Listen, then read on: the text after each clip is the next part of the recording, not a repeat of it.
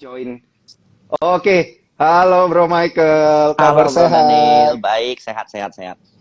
Gimana nih? Siap. Hmm. Wah, Bro Michael, ini banyak banget nih kayaknya para cuan troopers kita nih yang galau-galau nih di tengah sentimen perang gitu Hmm. kan ya. Selain galau perasaan, galau portofolio juga ini kan. Karena kalau kita lihat nih kan sentimennya ini yang lagi apa ya, yang lagi hangat-hangatnya itu terjadi semuanya di waktu yang bersamaan. Hmm.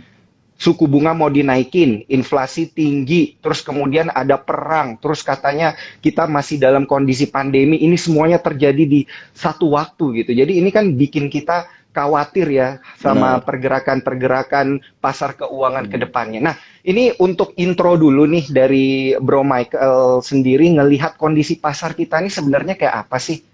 Oke, terus terang kalau saya Mm-mm. flashback dari hampir semua outlook ekonomi di tahun 2022 yang keluar di awal tahun, di akhir Mhm. 2021, rata-rata memang mengesampingkan faktor perang, dan ini boleh dikatakan ya hampir semua outlook memang harus di-upgrade. Dan per Mhm. hari ya memang perang yang pecah di antara Rusia dan Ukraina itu sampai saat ini masih menemui jalan buntu. Per kemarin Mhm. atau tadi pagi itu ada berita bahwa senator yang antara Rusia dan Ukraina bertemu itu belum menemukan titik terang. But Mhm. seperti yang udah pernah kita sering ngobrolkan juga, Sukor juga sering mengedukasikan bahwa jika terjadi perang maka risk number one sudah pasti komoditas naik, terutama mother of all commodity, Mhm. oil. Ketika oil naik, contoh, saat ini solar non subsidi di Indonesia diperdagangkan di angka, ini real time ya. Kalau kalian, saya kan kebetulan saya punya usaha di bidang pelayaran kapal. Jadi solar non Mhm. subsidi saya beli harganya 15.000, Mas. Sementara, Wow, sorry, lebih lebih mahal dong ya? sorry, solar subsidi Heeh. 15.000. Sementara Oke, di oke. era COVID itu di angka 5.300-an. Itu hampir 3 kali lipat. Mhm. Jika Tiga ini kali lipat dari yang 3 kali seharusnya. lipat. Yes, jika Mhm. ini terjadi, apa yang berdampak ke ekonomi? Sudah pasti satu, inflasi, kenaikan semua harga Mhm. bahan pangan, nggak terkecuali apapun satu. Yang kedua, terakhir kemarin inflasi menyentuh angka 7,8, terbesar sepanjang 30-an tahun di Mhm. US, dan itu bisa memancing The Fed untuk menaikkan suku bunga. Cuman ada satu hal yang menarik, di mana ini mungkin Mhm. agak rumit ya. Jadi ada yang namanya inverted yield curve. Jadi itu merupakan suatu kondisi di mana bonds jangka pendek itu bunganya lebih besar daripada bonds jangka panjang, dan which is itu Mhm. unequal. Seharusnya bonds jangka pendek kan punya bunga harusnya lebih kecil dong. Orang nabung lebih banyak kok dapat Mhm. bunga jadi lebih kecil gitu. Ini malahan nabung lebih pendek, bunganya lebih lebih kenceng, dan itu terjadi jika memang mendekati krisis. Dan sampai saat ini Mhm.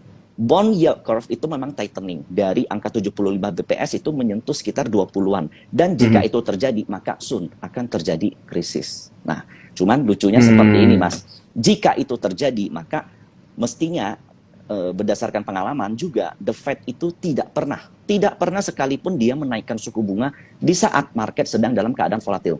Jadi Nah. justru ada sedikit kontra kalau menurut saya, meskipun inflasi Mhm. kencang, tapi sampai saat ini pun Powell masih belum mengeluarkan statement, atau the Fed masih belum mengeluarkan other opinion yang mengarah ke kalau kenaikan suku bunga akan dipercepat karena perang. Karena Hmm. mereka lebih fokus ke ini, ke kebijakan-kebijakan yang berhubungan dengan ekspor dan impor mereka. Terakhir kemarin Rusia oil itu di ban. Terakhir kali juga Mhm. harga nikel sempat menyentuh angka 100.000, dan itu which is quite crazy gitu. Kenapa? Karena Iya. memang, tapi sebenarnya itu bukan cuma karena perang, karena memang ada yang melakukan Mhm. short di harga nikel. Nah, kedepannya apa yang harus Mhm. kita lakukan? Nah, so Iya. in my opinion, in short term, komoditas sedang berada dalam posisi koreksi, Mas. Itu harga Hmm. mati, komoditas harus koreksi. Kalau komoditas enggak Mhm. koreksi, ini soon bakal ada krisis. Kenapa? Karena capex daripada perusahaan-perusahaan bakal berkurang. Jadi yang dikatakan oleh, atau yang di warning oleh salah Mhm. satu riset yang ada di Indonesia, Saya nggak enak sih kalau sebut merek, tapi itu saya baca dan itu very very good, which is dia udah early warning ke kita bahwa akan ada potensi terjadi stagflasi. Nah, stagflasi itu apa?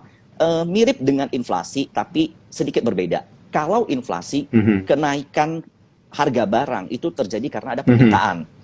Kalau stagflasi, kenaikan harga barang terjadi karena barangnya nggak ada. Barang apa yang nggak ada? Yaitu komoditas. Jadi kenapa bisa terjadi? Karena Rusia merupakan salah satu penambang terbesar. Let's say oil juga ada, nikel juga ada, gas terutama. Kemudian coal, jadi ya karena perang ini ada supply yang terganggu. Ketika supply terganggu, harga naik, tapi permintaan biasa-biasa aja, ini soon bakal memicu yang namanya stagflasi. Dan itu mengarah ke krisis. Ingat ya, baru mengarah, tapi belum krisis. Nah, seperti apa volatilitas setiap ada invasi? Jadi data yang saya baca dari beberapa source, bahwa setiap ada perang atau invasi, rata-rata komoditas bakal mulai slowing down ketika 2 bulan average. Dan ini baru masuk ke setengah bulan, jadi baru 15 hari. Jadi in short term ya, komoditas masih akan volatil, naik turun. Tapi kalau saya melihat sendiri di saham komoditas yang ada di Indonesia akan memasuki fase boring atau reakumulasi. Jadi memang akan turun dulu untuk kemudian membuat base di bawah untuk selanjutnya akan melanjutkan kenaikan. So, komoditas is not over yet, tapi kalian mesti ini sedang masuki fase reakumulasi. Jadi harganya akan terkoreksi dulu. Dan itu memang harga mati demi kebaikan, demi kesehatan ekonomi yang ada gitu. Karena kenaikan kemarin udah very very unmake sense gitu. Iya, berarti ini yang harus digarisbawahi ini sebenarnya sama cuan troopers ini yang tadi Bro Michael ini bilang ya, komoditas itu turun adalah harga mati. Berarti akan ada katalis yang menjatuhkan kembali ini harga-harga komoditas ke depannya ya. Apapun itu gitu ya. Apapun itu wajib Mas, karena boleh dikatakan kenaikan komoditas ini udah benar-benar menyusahkan gitu. Antara beberapa hal. Pertama, harga produk yang akan dimiliki oleh rakyat itu bakal meningkat. Contohnya, listrik bakal naik, minyak bakal naik. Yang kedua, subsidi negara makin meningkat. Jadi negara terpaksa mengambil dia punya APBN untuk melakukan subsidi, dan which is itu bisa boncos atau bisa bengkak. Yang ketiga, produsen terpaksa pilot kalau dia nggak mampu, itulah istilahnya earning pendapatannya tuh lebih kecil daripada biayanya. Jadi antara 3 hal itu. Jadi memang soon or later memang wajib komoditas wajib koreksi dengan catatan yang normal itu adalah ya we hope that perang mereda gitu, invasi selesai dan Ukraina kita berharap antara dua, Rusia menghentikan invasinya atau Ukraina menyerah terhadap untuk memasuki NATO. Jadi antara dua itu. Iya.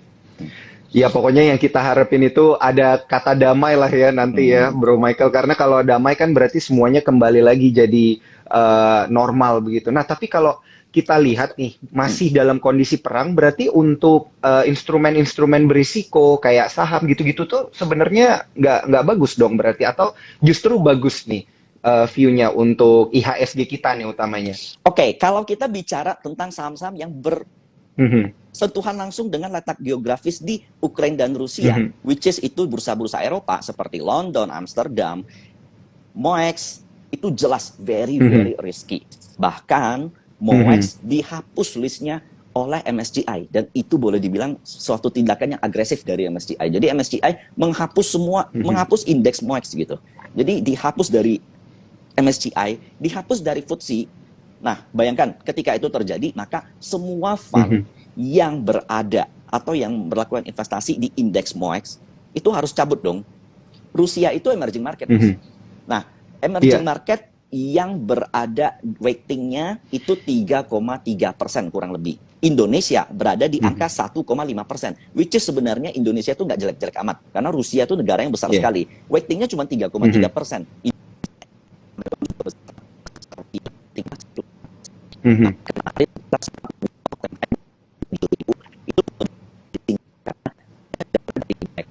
Eropa yang pindah ke emerging market yang geopolitiknya jauh lebih aman, fundamental ekonominya jauh lebih safety, which is itu salah satunya Indonesia. Nah, that's why kalau seandainya kalian bilang sama kita bilang stocks itu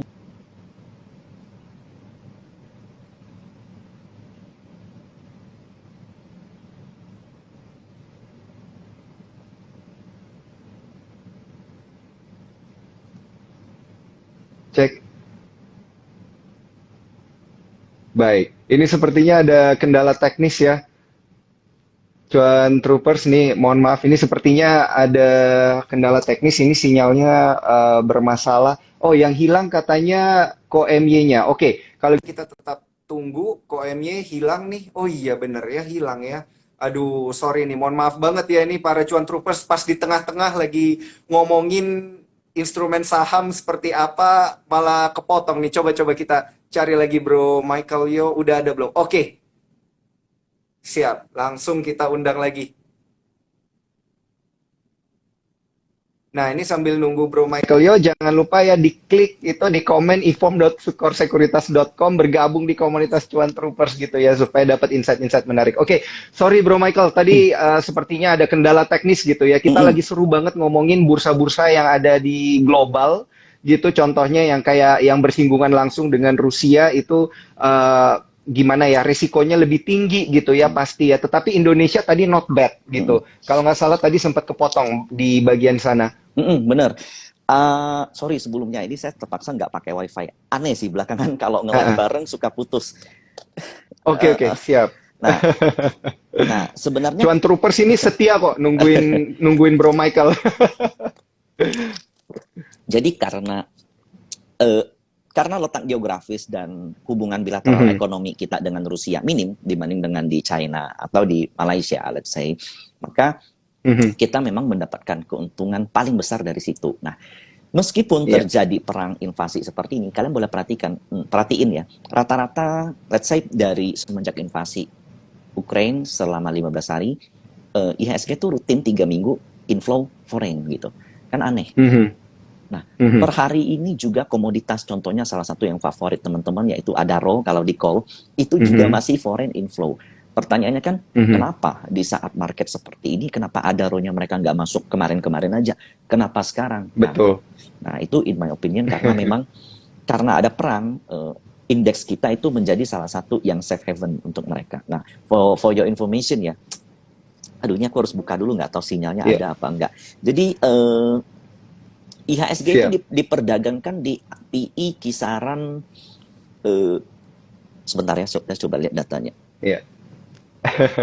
Ini sambil nunggu Bro Michael cari data, kita lihat dulu nih komen-komennya menarik-menarik banget nih kayaknya nih para Cuan Troopers nih kasih komen nih.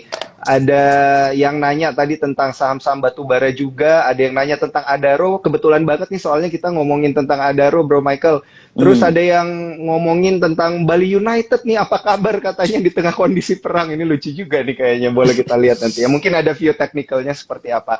Tapi ini kan kita lagi fokus ke emiten-emiten komoditas gitu ya, yang datanya lagi dicari sama Bro Michael. Nanti mungkin kita akan lihat satu persatu dan juga kita akan review ya saham-saham menarik. Dan juga gue mau ngingetin nih untuk para sobat Cuan Troopers, jangan lupa karena hari Senin nanti kita akan ada peresmiannya, peresmian dan soft launching lah istilahnya ya untuk aplikasi Newspot. Jadi jangan lupa nonton via Instagram Live, via YouTube juga nanti bakal ada dan juga kita ada first anniversary untuk Cafe Rahasia Saham ya. Kita akan live nanti dan ada trading bareng di Sukor Sekuritas, Instagramnya Sukor Sekuritas ya.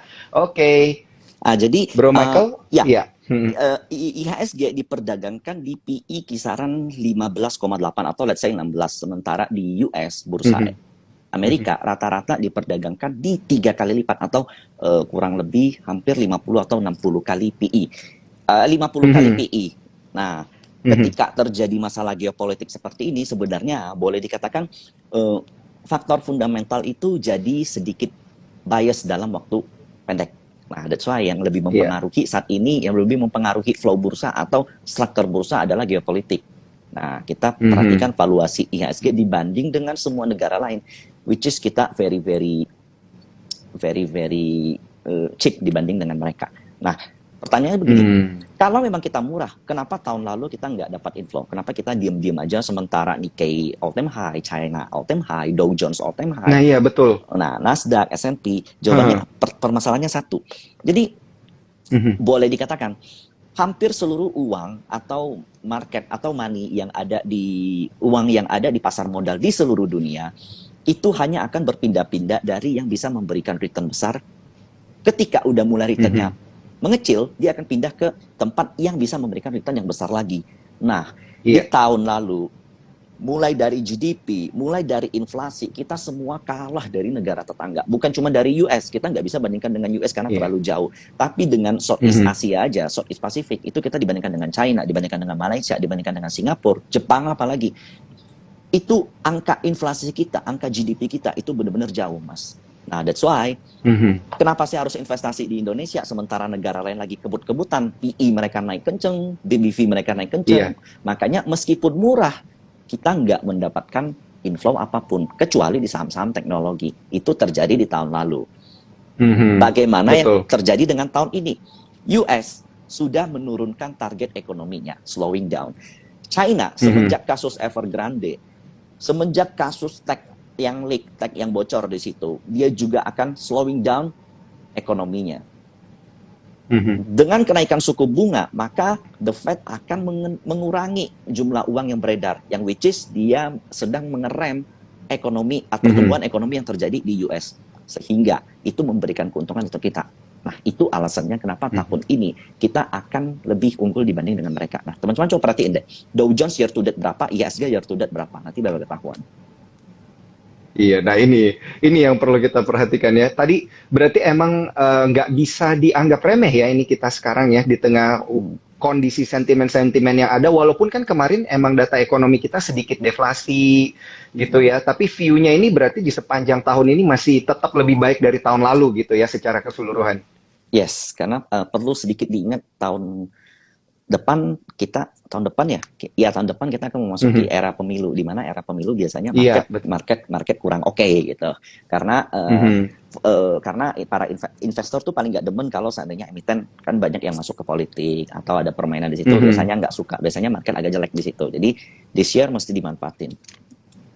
Mhm, oke. Nah, ini sekarang kan kita udah dapat view secara keseluruhannya dari Bro Michael nih. Lengkap banget nih review makronya. Nah, kalau kita lihat dari sisi sentimen kan tadi juga udah. Nah, sekarang ini kita bahas saham-saham laggingnya langsung nih, Ah, Bro Michael. Karena kan kalau kita ketahui saham yang lagging itu bisa kita bilang dia telat naiknya gitu ya, hmm, Bro Michael ya. hmm, Maksudnya yang lain itu udah naik atau mungkin hmm, kondisi fundamentalnya udah mendukung, tapi kok sahamnya ini kok nggak naik-naik hmm, gitu. Nah, hmm, ini sebenarnya kan banyak terjadi ya belakangan ini di IHSG kita hmm. karena mungkin investor juga bingung harus pilih saham yang mana, sentimennya soalnya terlalu banyak. Itu bener nggak sih, Bro Michael?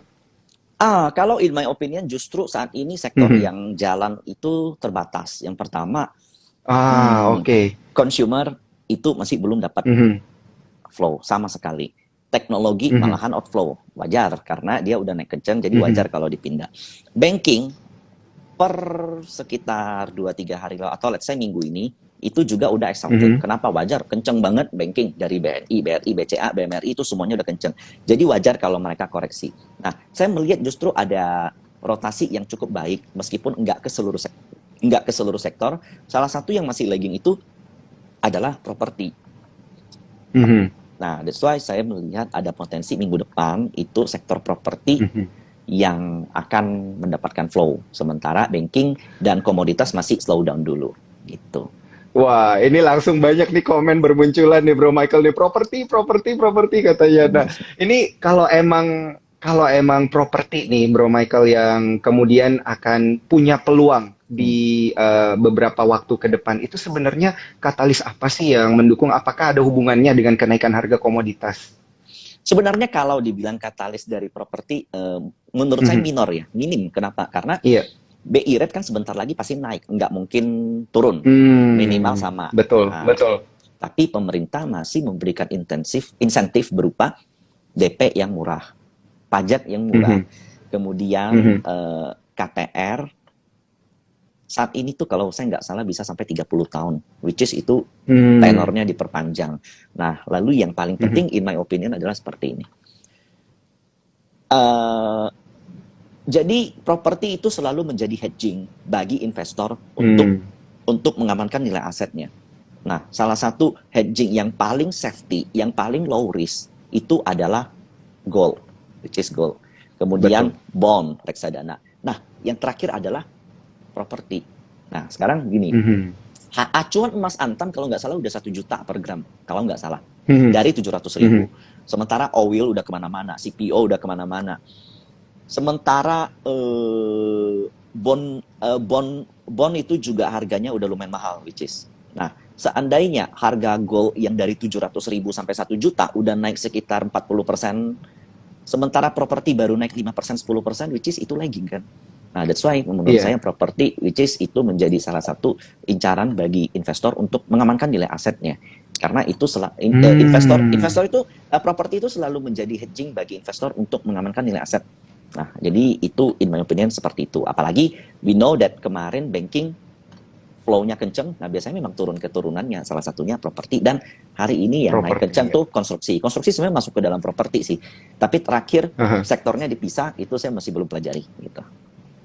Ah, ini menarik banget. Ternyata emang ada hubungannya gitu ya. Berarti ini Hmm. mau nggak mau nanti akan imbasnya ke sana-sana juga. Tapi logis banget ya ini Bro Michael kalau kita lihat properti sekarang diambil sebagai instrumen untuk hedging Hmm. gitu. Nah, untuk instrumen hedging sendiri kalau kita ngelihat dari sektor properti ini sebenarnya bisa kita lihat di emiten-emiten yang mana nih? Apakah cuman yang big cap doang atau yang small cap ini udah banyak juga nih yang sebenarnya bisa dilirik? Karena kan emiten di properti kalau kita lihat-lihat ini sepertinya nggak banyak gitu ya.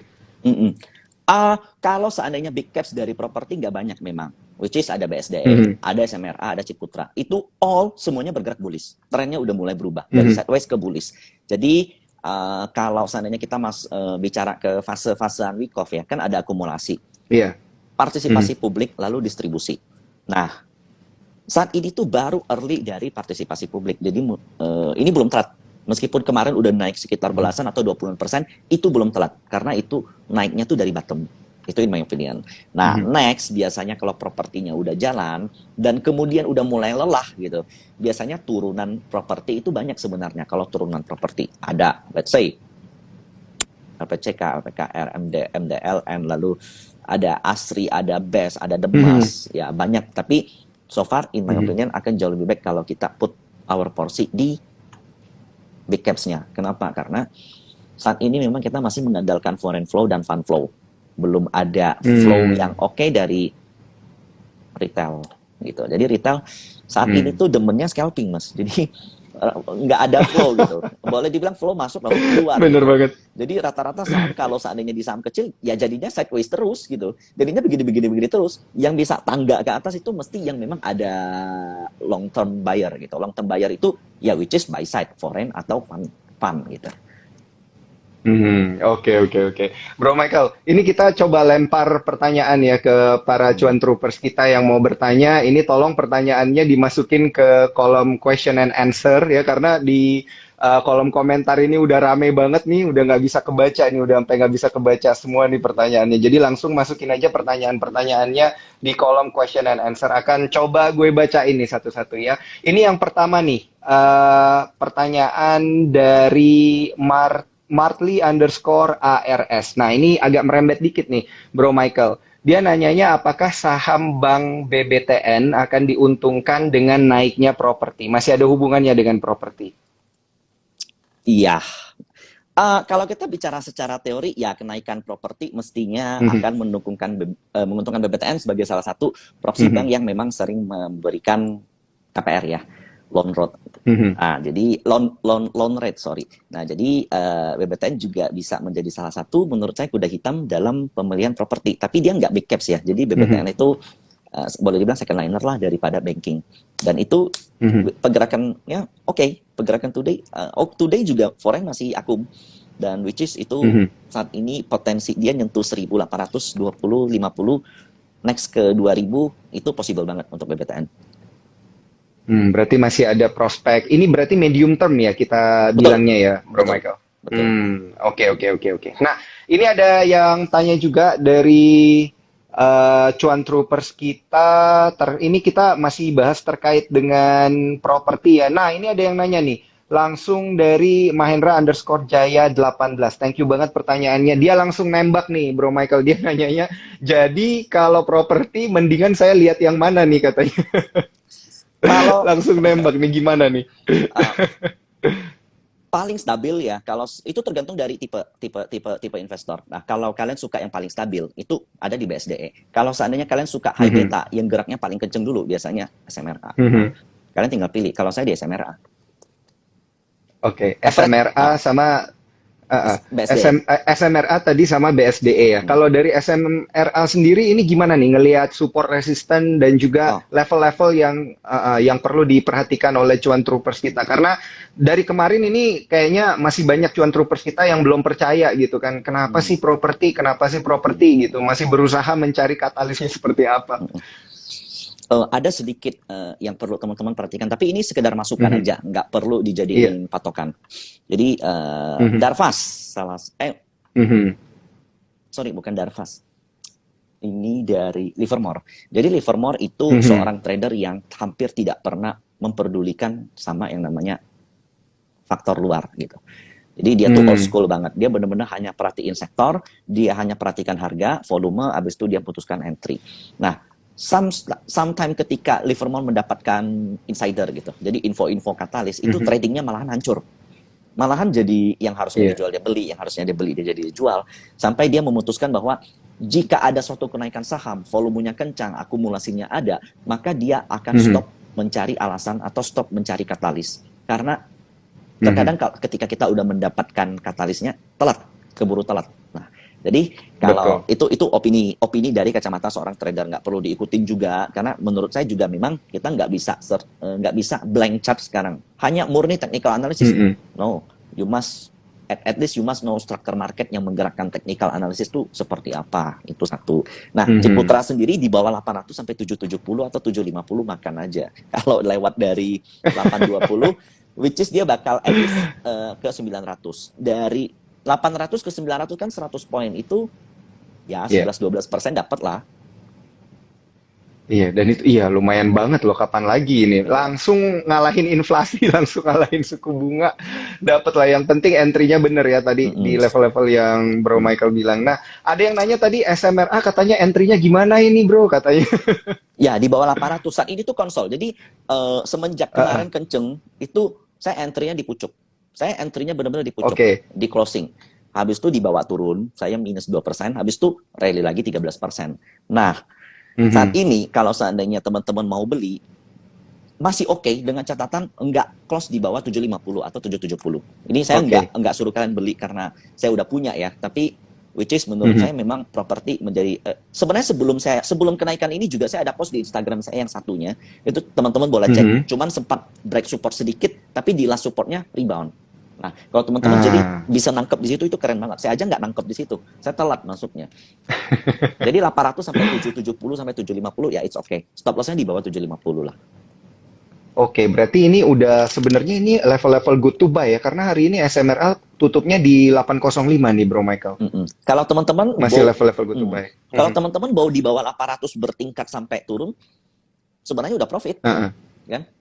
Iya, bener Mm-mm. juga. Karena tadi kan targetnya aja tadi disebutin bisa ke 900. 900-an something. Heeh. Mm-mm. Nah, kemudian untuk yang BSDE ini gimana nih Bro Michael? Untuk level entry yang bagus nih untuk BSDE. Nah, BSDE dua kali Mhm. loh dia ekor. Kalau teman-teman coba buka buka Mhm. aplikasinya, lihat BSDE, close-nya tuh dia tuh turun ke bawah, habis itu Close-nya close-nya di hari ini atas di banget ya. iya 1030 ya tadi dia Hmm. tutupnya. Plus 1,48% nih. Sementara dia sempat low 990 kan. Kalau Iya, teman-teman betul. bisa dapat low 1030 dikurang, Mhm. which is teman-teman bisa dapat 3,8%. Wow, itu ngalahin bunga ori selama 1 tahun, gitu Iya. bayangin. Nah, Iya, langsung. nah bayangin kan, sorry 4,5, ya hampir ngalahin Iya, bunga iya. ori selama 1 tahun dalam 1 hari, bayangkan. Kenapa? Karena teman-teman bisa ngelihat kalau demand terdekat di BSD adalah 1000. Jadi under 1000 sampai 975, it's okay untuk BSD. Di bawah Mhm. 975 stop loss. Target BSD Mhm. sendiri sepanjang itu 1100 lah. Mhm. Lumayan juga nih kalau ke 1100 ya udah dapat berapa persen juga nih. Yep. Karena ya sekarang masih di seribuan gitu kan. Hmm. Ini di 1030 dan nggak menutup kemungkinan dia koreksi sedikit dulu sebelum melaju lagi gitu ya Bro Michael ya. Betul. Hari ini tergolong Mhm. koreksi kan. Mhm. Iya ya, karena tadi pagi ketika dibuka kan kayak tadi Bro Michael bilang ya sempat di level 990. Nah, Hmm. tapi kalau kita lihat selain dua stock pick tadi dari sektor properti kan ada BSDE dan juga ada SMRA. Ini banyak juga nih Bro Michael yang tanya CTRA apa kabar katanya. Ya. Ini sepertinya banyak yang ngambil ke CTRA. Kalau kita lihat CTRA hari ini geraknya juga agak mirip-mirip dengan BSDE gitu ya, dengan SMRA. Ini dia pagi-pagi koreksi dulu ke 1025, tutupnya di 1065, plusnya nyaris 1% nih, 0,95. Mm-mm. Jadi hampir semua pergerakan saham properti sama, look alike gitu, Mirip, iya. mirip banget dan which is itu good. Kenapa? Karena artinya kenaikannya tuh bukan karena ada sesuatu yang berasal dari corporate action emitennya. Contoh, Ciputra Hmm, kalau seandainya dia lagi ngembangin apa, habis itu dia naik sendiri terkadang. BSDE iya. contohnya mau naik isu bisa bisa turun sendiri atau naik sendiri. Contoh doang. Ini Mhm, naiknya semuanya sama, which is memang ada flow, memang ada aliran pindah ke situ. Yang menurut saya ini flow-nya iya. tuh dari banking yang sedang istirahat dan komoditas. Jadi ya kalau Mhm. seandainya saya seorang fund manager, saya punya saham komoditas udah naik sekenceng ini, kemudian mulai slowing down, ya saya pindahin ke salah satu sektor yang lagar, salah satunya properti. Nah, Hmm, Ciputra sendiri di bawah 1050 sampai 1000 itu you can entry. Targetnya mhm, saya hitung dulu. iya. Wah, menarik banget ini. Ini Ini Ciputra yang paling masih good to entry loh ini berarti ini. iya, ini yang paling jauh nih targetnya. Ya, kelas high-nya di 1180 lah. 1180 tuh. Ini kalau kita hitung-hitungan yang kayak tadi udah ngalahin bunga ori juga nih Bro Michael. Iya, Kalau bisa dapat levelnya ya ngantri-ngantri dulu aja gitu kan. benar. Oke. Nah, Bro Michael kan kita udah bahas tiga ya. Ada CTRA, ada SMRA, ada BSDE. Kalau kita geser sedikit yang berkaitan dengan konstruksi. Kita lihat kan konstruksi tadi itu juga ada kenaikan-kenaikan yang menarik ya. Kayak misalnya ADI gitu ya. ADI Hmm. Karya. Ada aksi korporasi katanya bisa memenuhi orderan 28 triliun dan Hmm. lain sebagainya. Ada juga Wika, tadi ada yang bertanya Wika nih gimana nih ke depannya karena kayaknya udah lama banget nih ditinggalin. Itu bisa nggak kita bilang sebagai emiten yang lagging juga? Yes, karena sebenarnya konstruksi itu masuk ke sektor yang sama dengan properti. Nah, Mhm, meskipun belakangan sektornya udah dipisah, kalau saya sendiri overlook ke PTPP karena yang hari ini yang benar-benar mhm, breakout dan volumenya paling gede itu ada di PTPP. Untuk areal mhm, entry-nya sendiri di 1065 sampai 1050 itu oke lah. Targetnya lumayan jauh nih, Mas. mhm. Kalau target Ya, PTPP, di berapa tuh? Di berapa tuh? Seru nih, seru. kalau ngomongin target pada pada demen ya semua. Iya, ini langsung komennya, love-nya langsung banyak banget nih. 1250. Oke. 1250, Hmm. 1250. Wow. Ini sekarang kalau kita lihat di PTPP sendiri di 1090 ya. Hmm. Naiknya 9% tadi pagi. Emang sih ya, berarti yang paling tinggi di antara peers-nya. Kalau targetnya di 1250, yang lain-lain tadi kalah juga ya. Kalau kita Yep. bandingin persentase profitnya ini untuk target yang di level segitu. Nah, kalau selain PTPP nih yang nyamber-nyamber dikit gitu untuk emiten-emiten konstruksi ini ada yang menarik nggak nih, Bro Eh, Michael? sebenarnya most of konstruksi punya pergerakan sama, cuman polanya tuh Mhm. berbeda. Nah, yang paling oke memang PTPP. Nah, Nah, selanjutnya tuh kan konstruksi ada ADI, ada PTPP, ada Wika, ada Waskita. Nah, eh, mhm. yang menurut saya paling ada chance itu pertama PTPP, Aha, aha. nextnya itu di hmm, Adikarya nih jangan-jangan nih, Adikarya nih. Nebak-nebak. Ada soalnya nih, cuan troopers kita yang nebak-nebak Adikarya atau Wika nih katanya nih. antara ADI atau Wika tuh udah kekencengan. Wika tuh mentok di 1150. Ntar karena itu resistnya kuat banget. Menurut saya di 1150 tuh bakal ketahan. Sekarang kan udah 1110, 40 poin doang. Nah, 10, iya. so di posisi ini ya maybe I said Adi deh. Adi lebih berpotensi ya. Ya. Karena Wika juga ternyata 9% lebih naiknya. Adi nih Hmm, 4,43% dan dia masih di bawah 1000. Berarti ini masih good to entry gitu ya. Kalau kita yes. koleksi gitu. Targetnya di Adi ini bisa 1200-an juga ya berarti Bro Michael ya. Ah, kembali ke 1000 dulu deh, ke 1000 dulu deh. Kalau lewat baru bisa. Ke 1000 dulu ya. Ah, Oke. Kayaknya soalnya kalau kita lihat di tahun lalu kan Adi geraknya kenceng banget tuh ya Bro Michael. hmm, Sempat hmm, 1.800 tuh kalau nggak salah. hmm, Kayaknya bener. banyak nih cuan troopers yang nyangkut. Tapi moga-moga nggak deh ya cuan troopers. Jangan nyangkut di sana. Jangan lupa trading plan-nya seperti apa gitu ya. Jangan asal masuk aja. Karena kalau asal masuk aja nggak ada plan pasti cuannya lebih tergerus gitu ya. Lebih banyak Hmm. loss-nya. Nah, kalau kita lihat ke emiten-emiten atau mungkin ke sektor-sektor lainnya begitu. Kalau di properti kan ini udah hampir semua nih kita bahas nih ya, Bro Michael tadi stock pick untuk emiten yang perumahan, yang punya land bank udah, yang konstruksi tadi juga udah dibahas sama Bro Michael. Nah, geser sedikit nih, yang masih lagging setelah properti ini ada di sektor mana nih? Sektor kesehatan udah nggak bisa kita lihat nih, Bro Michael. Atau teknologi deh yang kenceng di tahun lalu gitu Hmm. kan? Jujur kalau sektor kesehatan salah satu sektor yang mendapat downgrade ya kalau nggak salah Mhm, dari anggaran pemerintah. Nah kita juga tahu berapa mhm, belakangan waktu ini transportasi udah Pak Luhut itu menghapus kebijakan PCR dan swab antigen. Nah mhm, untuk berpergian baik di domestik. Nah itu tentunya akan mengurangi earning daripada sektor kesehatan satu. mhm. Sehingga kalau untuk long term, maybe no, tapi mid term ya pasti menurut saya bisa aja. Kalau mid term tuh sebenarnya tanpa perlu katalis pun bisa aja. Nah, Iya. jadi untuk sektor kesehatan, I have a neutral to bearish view. Nah, sementara Mhm, untuk tadi digital ya, is very mhm. picky. Teknologi, Ah, teknologi. itu very Mhm, picky, nggak bisa semua digital naik dan itu mesti yang benar-benar ada bottom to up-nya atau ada corporate action yang bisa ngalahin Fitret. Tapi gini, kalau mhm, seandainya sektor teknologi lagi koreksi, itu bisa kenceng banget. Tapi kalau dia lagi naik, itu bisa kenceng banget juga. Nah, that's why kalau hmm, seandainya, tapi in my opinion, kalau untuk semua sektor teknologi dapat valuasi yang bisa berlipat-lipat lagi, multi-bagger lagi, this year is no. hmm. Let's Udah say, cukup ya kayaknya udah ya di tahun cukup. lalu. Let's say kalau kalian bilang Arto beggar, ya most likely impossible kalau menurut saya. Nah, Arto mau Mhm, beggar nggak bisa. Maybe kalau di bank-bank kecil, beggar mungkin nggak, masih ada kemungkinan, tapi dengan catatan tekanan perang harus mereda, kemudian mhm, komoditas turun, kemudian ternyata suku bunga naiknya hanya 0,25 atau naiknya nggak lebih dari 4 kali, atau let's say eh, ini jumlah orang yang work from home semakin tinggi. Pokoknya sektor teknologi mhm, itu very very sensitif tahun ini, benar-benar sensitif. Jadi agak-agak hmm, beresiko. Jadi in my opinion, meskipun lagat, bukan lagat sih lagi koreksi, mhm. Iya, enggak, belum menarik lah. Kecuali ada bottom to belum up. menarik ya. Nah, ada satu aja sih yang Mhm. saya lagi lihat.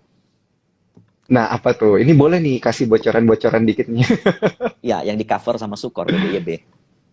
Oke, Hmm. siap. Langsung ya karena kayaknya emang dari kemarin-kemarin kan kita banyak perhatiin gerakannya BBYB seperti apa. Oh, Walaupun kemarin sempat tembus support 2 kali ya ke 1.700 yap. ya, Bro Michael. Hmm, Tapi kan nanti katanya di bulan 4 bulan 5 itu standby buyer-nya udah ada kan. Tetap mau jadi standby buyer untuk right issue. Gimana nih view-nya, Bro Michael? amin. Rumornya sih ada yang bilang mau, ada yang tetap, ada yang enggak. Tapi ya apapun rumor ya tetap tetap aja menjadi rumor. Tapi kalau kita strict sama Oke. areal sekarang ya, kalau teman-teman masuk ke weekly, coba lihat ke weekly, Mm-mm. itu I think BBYB itu sedang berada di fase bottoming dari wave keempat, yang which is Mhm. itu merupakan apa? Merupakan pergerakan yang positif karena dalam impulsive wave Mhm. dia akan menyelesaikan pergerakan uptrendnya ketika dia mencapai wave kelima dan saat ini tuh bottom wave keempat. Mhm. Nah, in my opinion wave Mhm. kelima tuh berada di angka kurang lebih 3.300 lah, Bro Daniel. 3.300. Wow, sekarang masih 2.160 loh, Bro Michael. Ya. Ini upside potensialnya berarti masih banyak banget ini Hmm, untuk hmm, diperhatiin sama cuan troopers nih ya. Masih hmm. bisa lah koleksi dikit-dikit gitu ya. Jangan langsung masuk banyak gitu ya, Bro Yes. Michael ya berarti. Dengan catatan Mhm. ya, dengan catatan right isunya beres gitu. Iya. Balik lagi nih Bro Michael, deg-degan juga nih kalau nungguin red issue-nya. Oke, Bro Michael, kalau geser dikit nih, masih ngomongin digital Hmm, bank. Selain BBYB kan ada Arto juga hmm, gitu ya. Arto kan kalau kita lihat laporan keuangannya itu katanya positif. sudah bisa membukukan revenue gitu, udah bisa generating money dong artinya. Tapi sahamnya kok gitu-gitu aja ya ini Bro Michael, kayak nggak signifikan banget gitu pergerakannya. Pertama, Arto kalau kita lihat dari year on year lah itu udah very very Mhm, high sekali gitu. Dan mau mhm, dan kata di dalam setiap pergerakan emiten itu kan kalau udah naik kencang kan pasti ada yang taking profit gitu kan. Nah, iya. taking profit yang baik itu apa? Dilempar ke retail? No, taking profit yang paling salah satu yang paling paling aman atau safety itu kan adalah foreign. Nah, Arto udah masuk Hmm, MSCI. Jadi ya foreign mhm, flow kemarin ya mungkin dimanfaatkan oleh beberapa fund lokal untuk taking profit. Nah, that's why mhm, Arto nggak bisa kemana-mana dulu. Untuk saat ini menurut saya ya, mhm, ya at least kalau sampai ke 16.500 itu masih oke. mhm. Areal support 15.000. Selama dijaga di 15.000 masih oke. Jadi flow MSCI kemarin yang di tanggal 25 Maret, 25 Februari ya kalau nggak salah. Ya boleh Iya. dikatakan nggak ada lagi gitu. Karena maksimalnya di hari Hmm, itu. Nah, jadi ke depan ya tinggal bagaimana foreign memaintain pergerakan daripada Arto. Dan itu benar-benar eh, agak sedikit liar spekulasinya. Apalagi mhm, sektor teknologi sedang dalam momen-momen sulit mhm. gitu. Iya, bener juga sih ya. Karena kalau kita lihat ini Arto kayaknya tadi pagi itu di sampai level 15.250 dan bahkan tutupnya juga koreksi 1% ini Bro Michael. Hmm, Nah, hmm. tapi katanya nih denger-dengar kabar angin gitu ya, isu-isu yang beredar nih Bro Michael, katanya ada wacana buat stock split untuk Arto nih ke depannya. Gimana nih Bro Michael melihat peluang itu? Ya, which is kalau seandainya stock split kembali lagi ke flow-nya bakal dapat lagi dari retail karena murah kan. Hmm, Ya let's iya, say let's say 1:5 lah, artinya kan jadi 3.000. Ya jadi tiga tiga ribuan ya. ribuan ya, dan itu which is dapat dapat flow dari retail lagi, dan itu which is good untuk Arto gitu. Oke, oke, oke. Nah, ini deh, dua emiten digital terakhir. Ini soalnya banyak banget nih yang nanya. Ada Happy Didi, ada Ipuel 24, banyak nih cuan troopers kita yang nanya. Apa kabar nih BBHI sama Buka katanya? Ini kan masih terkait dengan digital-digital ya. Buka. Ini masih perlu dilirik nggak sih sebenarnya Bro Michael? Karena kan kalau kita lihat ya kayaknya Cuan Troopers juga udah pada tahu ya. Buka kok kayaknya udah low, dia low lagi, dia low lagi. Jadi ini gimana ya? Apakah cut loss atau ditahan atau tutup mata atau gimana udah nggak tahu nih Bro Michael. Kalau cut loss di level sekarang nanggung, sayang banget. Harusnya dari kemarin-kemarin. Oke, Nah, oke. nah ini Mhm, coba deh kalian lihat di 2,5. Coba lihat dari situ. mhm. Atau nanti saya coba post deh, saya beli di 2,5 deh. Kita bareng-bareng deh. Oke, siap. Wah, ini menarik nih, menarik nih. Di 250 ya Bro Michael ya. Yes, jadi memang ada Siap, siap, siap. memang ada beberapa investor yang mungkin akan masuk ke Buka satu.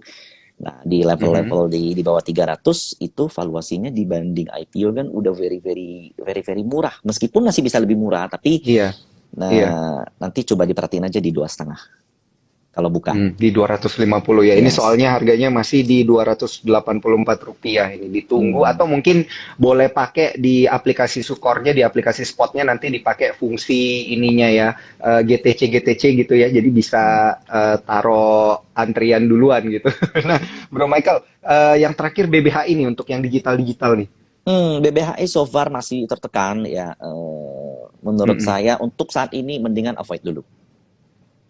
Oke, Hmm. avoid dulu ya berarti ya untuk BBHI. Banyak juga tadi soalnya yang nanya apa Hmm. hubungannya nanti katanya sama BBHI. Karena masih banyak ternyata ya selain emiten-emiten digital yang menarik. Tadi kan view-nya juga udah sempat dibilang sama Bro Michael, sepertinya ini jadi tahun yang Hmm. susah gitu ya. Tahun lalu mungkin naiknya signifikan, tapi tahun ini sepertinya akan jauh lebih berat. Nah, kalau kita lihat ke emiten-emiten teknologi enabler misalnya, kayak ada perusahaan logistik gitu ya Hmm. yang kemudian diakuisisi atau dibeli oleh perusahaan digital gitu itu masih menarik nggak sih?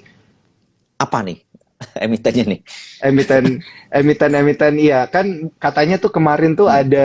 ada perusahaan logistik itu yang katanya Gojek masuk ke dalam sana, lupa juga nih saya namanya Bro Michael.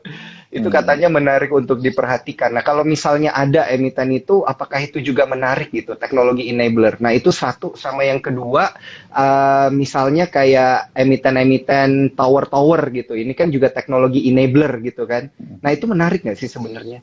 Kalau tower itu most likely bakal digerakkan oleh corporate action-nya. Kalau nggak ada, susah. Mhm, Satu.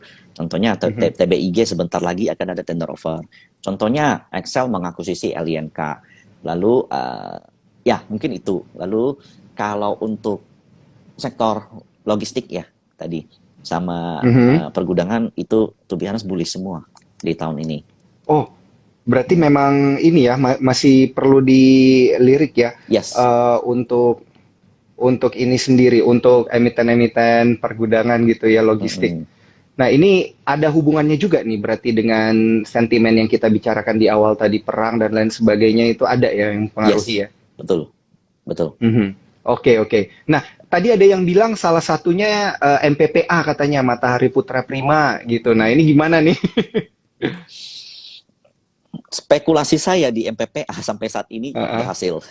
Jadi saya mulai Oke. saya mulai entry MPPA itu di angka 280 280-an, 280 270 gitu. Saat ini tuh di 342.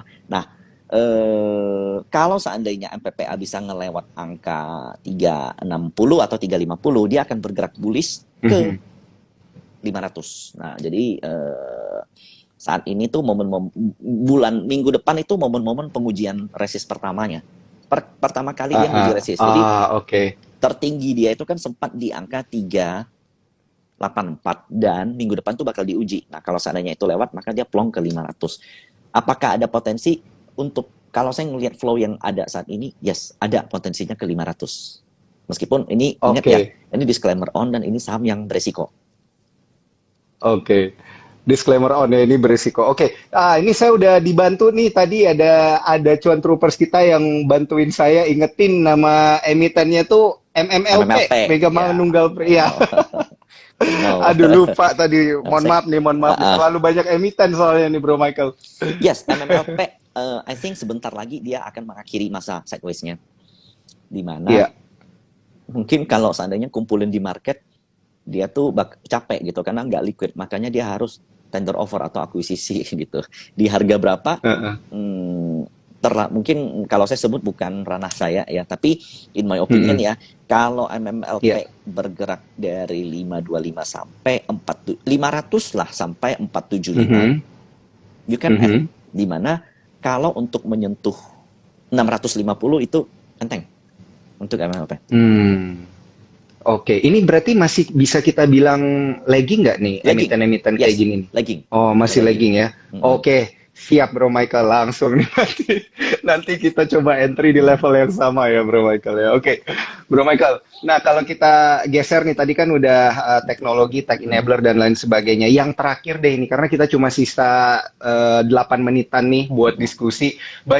Masih banyak nih yang nanya tentang emiten-emiten yang terkait dengan makanan minuman, Mm-mm. habis itu juga terkait dengan emiten ayam-ayaman, katanya Cepin gitu kan, Caron Caron Pokpan Indonesia dan juga emiten poultry lainnya gitu. Ini gimana nih? Oke. Okay. Terus terang sektor consumer masih belum saya lirik karena Mhm, dengan kondisi seperti ini biaya impor mereka kan tinggi. Rata-rata bahan baku pangan itu 90% impor, Mas. Jadi kalau seandainya dolar mhm, lagi dalam kondisi uncertainty gini, cost mereka pun akan tinggi.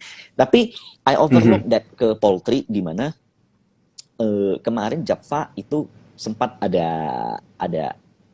ada flow gitu. Dan in my iya, opinion, Java untuk nyentuh ke 1800 itu quite possible, amat-amat possible untuk nyentuh mmm, 1800. Di mana areal sekarang kan baru 1635. Jadi menurut saya reasonable kalau seandainya di bawah 1600, batas resikonya itu di bawah mhm, 1600. Selama nggak lewat di mhm, bawah 1600, peluang dia ke 1800 itu besar. Nah, which is mmm, kalau dibanding dengan area sekarang, resiko kalian 35. Sementara potensi rewardnya tuh eh, 150 ke atas lah. Jadi itu Oke. merupakan good plan untuk entry. Nah, terus terang Oke. kenapa dia naik saya nggak tahu. Saya nggak nemu alasannya. Katanya kan banyak yang bilang ini udah mau bulan Ramadan gitu, Ya, Bro Michael. Makanya kayaknya yang ayam-ayaman ini, yang poultry ini bakal dicari lagi gitu. kalau mau Tapi diada-adain sih signifikan nggak sih? nggak. Itu mengada-ngada kalau Cocokologi gitu ya? cocok logi. Kalau tahun-tahun lalu yes, tapi semenjak era pandemi itu udah berubah semua gitu. Hmm. Cumannya sepertinya banyak cuan troopers yang belum nyadarin ini ya. Mungkin ada efeknya, cuman sudah tidak signifikan lagi gitu ya Hmm. semenjak pandemi. Oke, nah yang pertanyaan sektor terakhir di 5 menit terakhir kita ini Bro Michael. Apa kabar nih emiten komoditas? Apakah masih ada yang lagging di emiten-emiten komoditas ini? Karena kan rata-rata emang udah pada terbang-terbang tuh Bro Michael gitu. Bisa nggak sih ini ada emiten-emiten mungkin yang third liner mungkin yang masih bisa dilihat sama cuan troopers kita? Oke, jadi emiten liner dari komoditas tuh banyak sekali ya. Kalau mau dirangkum tuh benar-benar Mhm. banyak dan itu quite Mhm. bit resiko. Kenapa? Oh, oke. Karena blue chipnya aja volatil, apalagi sektor linernya gitu. Blue chipnya aja geraknya udah gila. Jadi menurut saya lebih baik Iya. fokus ke blue chipnya aja karena earning mereka bakal lebih dilirik oleh fund gitu. Kalau trade linernya tuh ngikut-ngikut doang gitu. Nah, Heeh. lagi nggak? Jawaban saya saat ini akan menuju lagging. Nah, masanya berapa? Let's say 1 bulan gitu. Jadi atau Mhm. ya let's say 1 bulan lah. Menurut saya komoditas akan memasuki fase boring gitu, fase reakumulasi. Jadi dia akan koreksi. Semuanya Oke. enggak terkecuali menurut saya udah lihat semuanya tuh semuanya akan koreksi atau minimal sideways dulu. Dan yang paling oke Mhm. untuk saat ini ya in my opinion Inco yes, Adro oke, ADMR oke, Tins juga oke, Indi juga Mhm. oke. Oke, berarti ada 3 yang nikel-nikelan gitu ya, nikel Hmm. dan tembaga, timah maksudnya, sama satu lagi yang terakhir itu yang berkaitan dengan emiten apa ya terakhir itu ya Bro Michael ya? Kan Antam, Indi, Inco, Indi, Tins, dan Indi. terakhir Indi berarti batu Yes, bara gitu batu ya? bara, yes. Bener ya? Mm. Oke, siap. Nah, ada yang nanya nih, kalau kita geser ke CPO gimana? Bisa nggak tuh? Apakah ada yang lagging? Misalnya kayak LSIP gitu? Hampir semua CPO itu lagging satu. Tapi Mhm. ya kenaikan mereka Nah ini kemarin nih, tapinya ini gimana nih? Apakah karena ya itu dia ya udah terlalu kencang ya udah kemarin ya terlalu Bro kencang Michael ya? dan terus terang koreksinya CPO agak too much ya. Saya agak kaget. Jadi Ah, oke. saya nggak punya satu pun lagi saham Mhm. CPO karena semuanya udah kena trailing stop. Satu satu satu satu stop loss, satu trailing stop. Nah, saat ini Mhm. yang paling mendekati ke oke itu adalah AALI. Mhm. Jadi Ah, eh big caps ya berarti, yang big big caps caps. saja berarti ya Bro Michael. Yes. Mhm. Meskipun enggak terlalu liquid ya, tapi AALI jika dia bertahan di atas 11.000, peluangnya ke 14.000 atau 15.000 itu possible banget. Oke, oke, oke, oke. 14.000, 15.000, wow. Sekarang masih 11.750. Ini Yes, berarti hold keras nih berarti ya, yes. Bro Michael. Dengan Oke, catatan oke. nggak lewat dari 11.000. Oke, siap. Nah, kita udah bahas banyak banget nih, Bro Michael, emiten-emiten dan lain sebagainya, sentimen makronya juga seperti apa. Di beberapa menit terakhir ini, yang paling penting sebenarnya kan adalah mengedukasi para cuan troopers nih ya, Bro Michael, supaya punya kesadaran dalam bertransaksi atau berinvestasi. Jadi, yang perlu dipelajari adalah strateginya harusnya seperti apa nih? Dari Bro Michael untuk bisa melihat emiten-emiten yang sedang lagging gitu dan percaya bahwa oke, kalau gua invest di emiten ini yang lagging ini pasti akan bisa kasih cuan. Oke, pertama tuh market itu benar-benar berubah terus satu. Yang kedua, Mhm. kalian harus punya long term view untuk baru entry ke dalam short term view. Nah, ketika short term view kalian gagal karena volatilitas atau momennya nggak tepat, maka kalian perlu yang namanya money management. Jadi nggak Hmm. perlu melakukan hedge posisi lah. Jadi hampir semua Mhm. emiten yang bergerak di bidang komoditas, dia juga ada tim hedgingnya ketika komoditas Iya. yang mereka tambang itu mengalami volatilitas. Nah, itu kalian juga harus bisa seperti itu. Kalian, investor maupun trader, boleh dikatakan Mhm. pengusaha yang bergerak di bidang paper asset gitu. Bergerak ya akan Mhm. selalu familiar dengan angka dan volume. Nah, yang harus kalian bisa antisipasi itu adalah pergerakan itu. Kalau turun kalian harus ngapain, naik kalian harus ngapain. Yang sedikit beresiko menurut saya adalah gini. Rata-rata mereka trader sekarang yang trader sekarang itu rata-rata kalau udah profit nanti jadi loss gitu. Habis itu Betul. kalau udah profit lagi nanti jadi loss lagi. Konsistensinya nggak ada. Alasannya kenapa? Nah, kalau teman-teman perhatiin ya, rata-rata kalau saya lihat dari Funway ya atau cara fund ketika dia udah profit di satu emiten dan itu udah lumayan, kalau udah cukup mereka taking profit, mereka kantongin uangnya. Mereka konsisten withdraw, bukan kayak simpan terus compounding naik terus naik terus naik terus naik terus naik terus naik terus. Kalau seandainya memang kalian lagi menemukan tren yang oke, which is itu good. Tapi to be honest untuk saat ini memang masih belum ada pergerakan yang seperti itu, atau mencari saham seperti itu mungkin possibility-nya nggak sampai 5%. Jadi teman-teman mesti kayak tahan ekspektasinya ketika melihat sesuatu atau melihat profit, kemudian dilipat lagi posisinya, Betul. dilipat lagi posisinya. Coba deh, setiap udah profit, taking profit, lalu withdraw. Habis itu susun ulang lagi plan. Nah, coba deh lihat lihat hasilnya beda nggak. Nah, karena saya lihat banyak tuh yang kalau udah profit dilipat ujung-ujung jadi minus. Nah, dilipat lagi makin minus Iya, nggak lagi. jadi profit. Nggak jadi profit. Coba deh, kalau udah profit, let's say nggak usah jauh-jauh deh, profit 3%, 5%, coba deh taking profit, withdraw, nikmatin uangnya, lalu coba susun ulang plan lagi. Nah, coba lihat deh hasilnya beda nggak. Iya, mantap banget nih. Asalkan cuan troopers jangan waktu di withdraw dibelanjain sama modal-modalnya gitu ya, cuan troopers. Habis juga nanti semuanya. Oke, thank you banget ya Bro Michael ini untuk insight-insight menariknya. Tadi ada insight dari makro, kemudian mikro gitu, semuanya emiten-emitennya juga udah dikasih. Ada juga tadi bocoran-bocoran ya, banyak banget bocoran-bocoran nih untuk para cuan troopers. Yang telat ini banyak banget yang nanya tadi Bro Michael, yang telat nonton gimana nanti bisa kita save ya, ini Instagram live-nya di Instagram Sukor Sekuritas. Jadi jangan lupa di playback aja nanti buat yang pertanyaannya udah kejawab tapi udah lewat gitu ya, jangan lupa di playback. Sama sekali lagi gue mau ingetin untuk bergabung jadi cuan troopers itu nggak susah ya, sekarang sisa klik aja itu eform.sukorsekuritas.com dan jangan lupa hari Senin nanti kita akan ada soft launching dan juga anniversary untuk Cafe Rahasia Saham. Oke, thank you banget nih sekali lagi Bro Michael. Saya mau ucapin dulu. Ya. Congrats untuk Sukor untuk Sure. Congrats untuk Sukor untuk apps-nya. Sukses acaranya. Yes, thank you banget Bro Michael, thank you banget. Dan lupa nanti harus datang ya berarti Bro Michael ya, ramein ya. Amin. Amin. Oke, thank you banget Bro Michael. Moga-moga nanti kita bisa ngobrol-ngobrol lagi, kita bisa dapat insight-insight lagi nih, bocoran-bocoran menarik nih, dan moga-moga bisa coba-coba nanti ya, kali aja ada cuan troopers yang mau trading bareng dengan Bro Michael, mungkin nanti kita bisa bareng-bareng ya Bro Michael ya, kita lihat nanti ke depannya gimana ya Bro Michael, amin.